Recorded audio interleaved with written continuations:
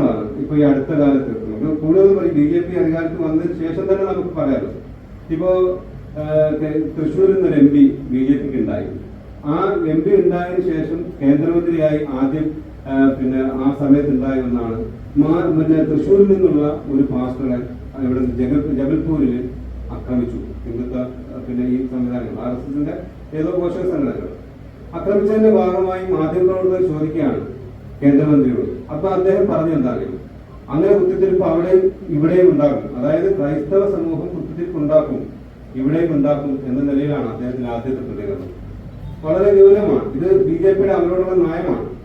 മറ്റൊന്ന്, ഇപ്പോ അടുത്ത അവസാനം നമ്മുടെ ഒരു റിപ്പോർട്ട് പ്രകാരം വരുന്നത് കഴിഞ്ഞ 6 മാസത്തിനുള്ളിൽ 378 അക്രമങ്ങളാണ് ക്രൈസ്തവർക്കെതിരെ ഉണ്ടായിട്ടുള്ളത്. 378 അക്രമങ്ങൾ. നരേന്ദ്രമോദി അധികാരത്തിലേറിയതിനു ശേഷം 4694 അക്രമങ്ങൾ രാജ്യത്ത് ക്രൈസ്തവർക്കെതിരെ മാത്രം ഉണ്ടായി എന്നത് കണക്കാണ്. പിന്നെ നമുക്കറിയാം ഓരോ ക്രിസ്മസ് വേളകളിലും ഇപ്പൊ അക്രമം. കേരളത്തിലൊക്കെ കേക്ക് കൊടുക്കും, ഉത്തർപ്രദേശിലൊക്കെയും അവരുടെ നേരെ അക്രമം നടക്കുക. കഴിഞ്ഞ ക്രിസ്മസിൽ 14 അക്രമങ്ങളാണ് ഉത്തരേന്ത്യയിൽ ഈ ക്രിസ്മസുമായി ബന്ധപ്പെട്ട ആഘോഷങ്ങളിൽ റിപ്പോർട്ട് ചെയ്യപ്പെട്ടുള്ളത്. പിന്നെ നമുക്കറിയാം 2024 ജനുവരി 7-ാം തീയതി ഫാദർ അനിൽ മാത്യു എന്ന് പറയുന്ന CMAയുടെ ഒരു പാസ്റ്ററെ മധ്യപ്രദേശിൽ അറസ്റ്റ് ചെയ്തു BJP ഗവൺമെന്റ്. എന്തിനാ? അദ്ദേഹം ചേരി പ്രദേശത്തൊക്കെ കഴിയുന്ന സാധാരണ കുട്ടികളെ വിളിച്ചുകൊണ്ട് പോയിട്ട് ഒരു ഹോസ്റ്റൽ നടത്തി അവിടെ വിദ്യാഭ്യാസം കൊടുത്ത് അങ്ങനെ സാമൂഹിക പ്രവർത്തനം നടത്തുന്നത് മതപരിവർത്തനമാണ് എന്ന് പറഞ്ഞുകൊണ്ടാണ് അവിടെ അക്രമം നടത്തുന്നത്.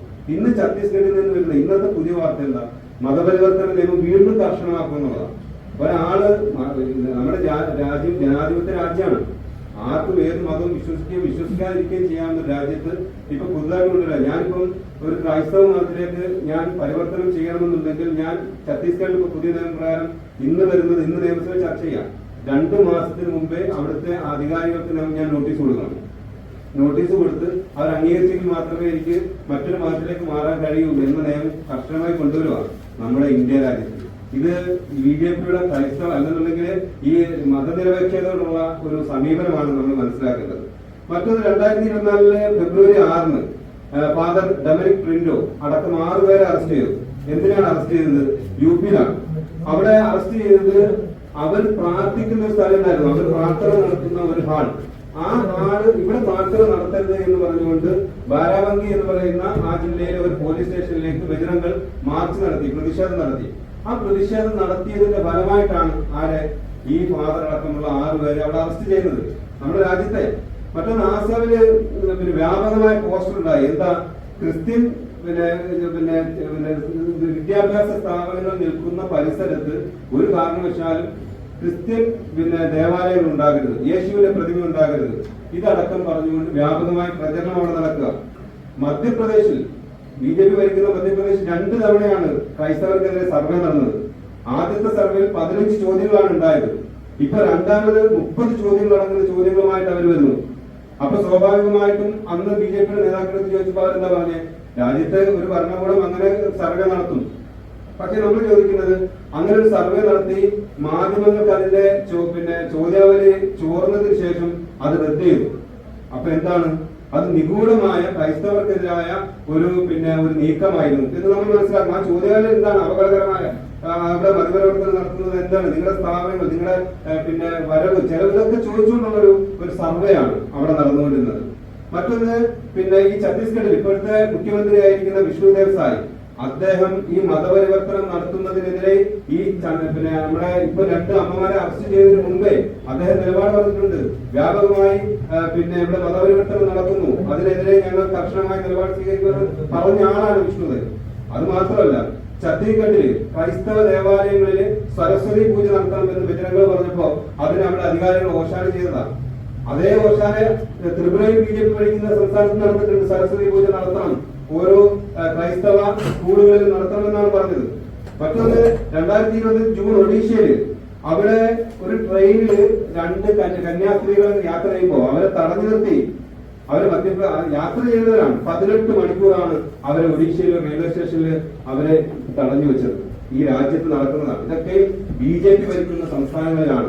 അവരുടെ അധികാരത്തിന്റെ ഒത്താശയോട് കൂടിയാണ് എന്ന് നമ്മൾ മനസ്സിലാക്കണം. മറ്റൊന്ന്, BJPയുടെ മഹാരാഷ്ട്രയിലെ MLA ഗോപി ചന്ദ് എന്ന് പറഞ്ഞ അദ്ദേഹം എന്താ പറഞ്ഞു? BJPയുടെ MLA അയാൾ പറഞ്ഞെന്നറിയോ? ഒരു ക്രൈസ്തവനെ ആക്രമിക്കപ്പെടുകയാണെങ്കിൽ ഞാൻ പൈസ തരാം, അതില് പിന്നെ ധനം തരാം എന്ന് പറഞ്ഞുകൊണ്ട് അവിടെ ആഹ്വാനം ചെയ്യുകയാണ്.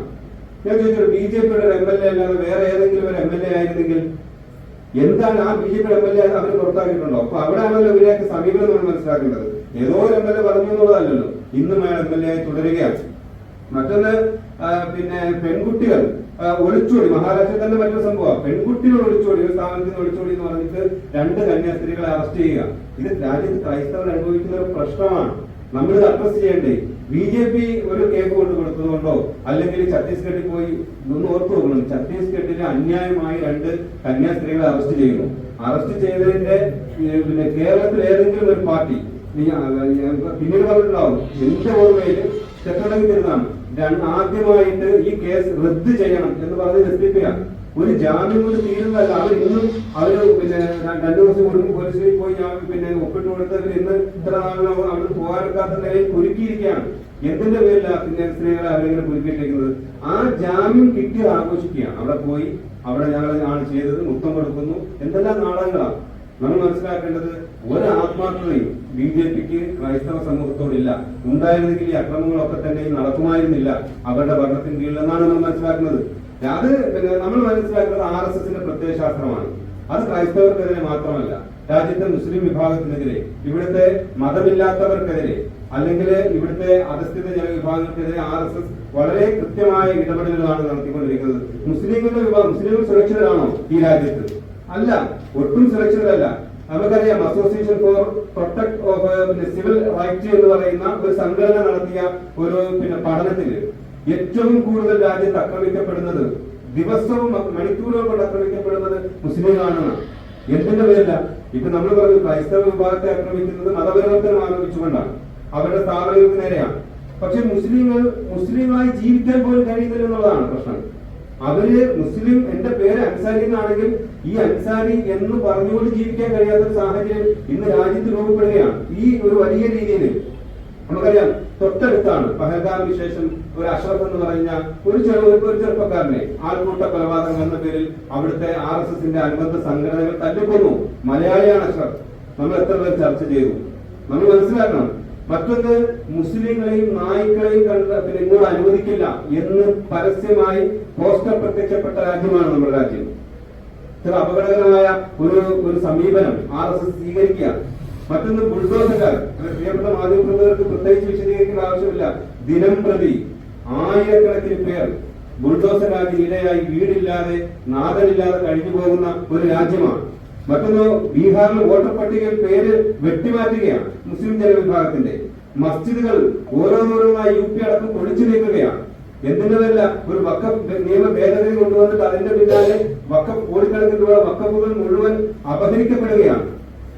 അതുപോലെ തന്നെ ഒരു മുസ്ലിം ഒരു പ്രിൻസിപ്പളായി, ആ സ്ഥാപനത്തിൽ ഒരു സ്കൂളിന്റെ പ്രിൻസിപ്പളായി എന്നതുകൊണ്ട് മാത്രം ഒരു വാട്ടർ ടാങ്കില് വിഷം കലർത്തുകയാണ്. അത് ഒരു പക്ഷേ അതെങ്ങാനും ഏതെങ്കിലും കുട്ടികൾ കുടിച്ചിട്ടുണ്ടെങ്കിൽ എന്തെല്ലാം അപകടം ഉണ്ടാകുമായിരുന്നു. ആരുടെ പേരിലാണ്? ഒരു മുസ്ലിം ഒരാൾ ഒരു പ്രിൻസിപ്പളായി എന്നതിന്റെ പേരിലല്ലേ ഇത്രമാത്രം വിദ്വേഷം ജ്വലിപ്പിക്കുന്ന നിലയിൽ എന്താണ് ഇവരിങ്ങനെ കാണിച്ചു കൂട്ടുന്നത്? ഈ രാജ്യത്ത് സമാധാനവും സ്വസ്ഥവുമല്ലേ നമ്മുടെ ജനങ്ങൾ ആഗ്രഹിക്കുന്നത്? സംഭലില് UPയില് ഷാഹി മസ്ജിദ്, അവിടെ ഒരു പള്ളി, അത് ഒരു സുപ്രഭാതത്തിൽ വരുന്നു, സർവേ നടത്തുന്നു, സർവേ എതിർക്കുന്നവരെ വെടിവെച്ച് കൊല്ലുന്നു. 6 മുസ്ലിം യുവാക്കൾ അവിടെ കൊല്ലപ്പെടുമ്പോൾ അവിടുത്തെ പള്ളി പ്രസിഡന്റിനെ അറസ്റ്റ് ചെയ്തു. കഴിഞ്ഞ ദിവസം അദ്ദേഹത്തിന് ജാമ്യം കിട്ടിയത്. എന്താണ്? UAP വെച്ച് എടുക്കുക. അപ്പൊ കോടതി പോലും പറഞ്ഞു, എന്തിനാണ് ഇദ്ദേഹത്തിനെതിരെ UAP ചുമത്തുന്നത്, എന്തിനാണ് ഇദ്ദേഹത്തെ ജയിലിലിടുന്നത്, എന്ത് തെറ്റാണ് ഇദ്ദേഹം ചെയ്തത്? കോടതി പറഞ്ഞുകൊണ്ട് അദ്ദേഹത്തിന് ജാമ്യം കൊടുക്കുകയാണ്.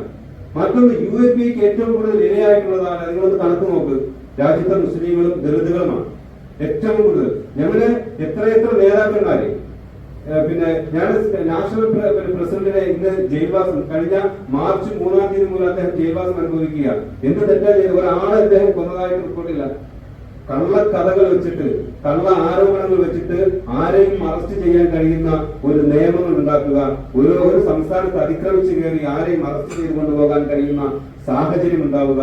ഇത്ര അപകടകരമായ ഒരു സാഹചര്യത്തിൽ രാജ്യം പോകുമ്പോൾ ഇവര് BJP വീണ്ടും ന്യൂനപക്ഷ പ്രീണനം എന്നൊക്കെ പറഞ്ഞ് കുറച്ച് ആളുകൾ, ഷോൺ ജോർജിനെ പോലെ അല്ലെങ്കിൽ അനുപാലിനെ പോലെ അല്ലെങ്കിൽ ഇങ്ങനെയൊക്കെ കുറച്ച് ആൾക്കാരെയൊക്കെ തലപ്പത്ത് വെച്ചിട്ട് എന്തോ ഒരു ഗിമ്മിക്കിലൂടെ അത് നടത്തിയെടുക്കാം എന്നുള്ളത് കേരളത്തിലെ ജനങ്ങൾ തിരിച്ചറിയും എന്നാണ് ഞങ്ങൾക്ക് മനസ്സിലാക്കാനുള്ളത്. അത് മാത്രമല്ല, ഇത് യഥാർത്ഥത്തിൽ വലിയ ഞങ്ങള് ഒരുപാട് സമരം നടത്തിയിട്ടുണ്ട്. മാധ്യമങ്ങൾ ഒരുപക്ഷെ പിന്തുണ നൽകാറില്ല. അതൊന്നും ഛത്തീസ്ഗഡിലെ വിഷയത്തിൽ ഞങ്ങൾ നടത്തിയ ഇടപെടലുകൾ, ആ കന്യാസ്ത്രീകൾ അടക്കമുള്ളവരുടെ വീടുകളിൽ പോയി ഞങ്ങൾ നൽകിയ സ്വാതന്ത്ര്യങ്ങളൊന്നും ഒരു മാധ്യമങ്ങൾ റിപ്പോർട്ട് ചെയ്തിട്ടില്ല. പക്ഷേ അതൊക്കെ BJP വളരെ കൃത്യമായി അവരത് എടുത്തു വെച്ച് ഓരോ എണ്ണം പറഞ്ഞ് ഈ മാധ്യമങ്ങളുടെ മുന്നിൽ അല്ലെങ്കിൽ കേരളത്തിന് മുന്നിൽ അത് പ്രത്യക്ഷപ്പെടുമ്പോൾ ഞങ്ങൾക്ക് സന്തോഷമാണ്. കാരണം ഞങ്ങൾ നടത്തുന്ന സമരങ്ങൾ അത് ഫലപ്രദമാകുന്നുണ്ട് എന്ന് തന്നെയാണ് ഞങ്ങൾ വിശ്വസിക്കുന്നത്. ഇനിയും ഇത്തരം അനീതികൾക്കെതിരെ, അക്രമങ്ങൾ ആരാണ് നടത്തുന്നത് അവർക്കെതിരെ നിരന്തര സമരവുമായി Social Democratic Party of India മുന്നിലുണ്ടാകും എന്ന് മാത്രമാണ് ഞങ്ങൾ നടത്തുന്ന സമരങ്ങൾക്ക് പ്രിയപ്പെട്ട മാധ്യമ പ്രവർത്തകർ, നല്ലവരായ എല്ലാ സുഹൃത്തുക്കളും സർവ്വ പിന്തുണയും നൽകണം എന്ന് മാത്രം പറയുകയാണ്.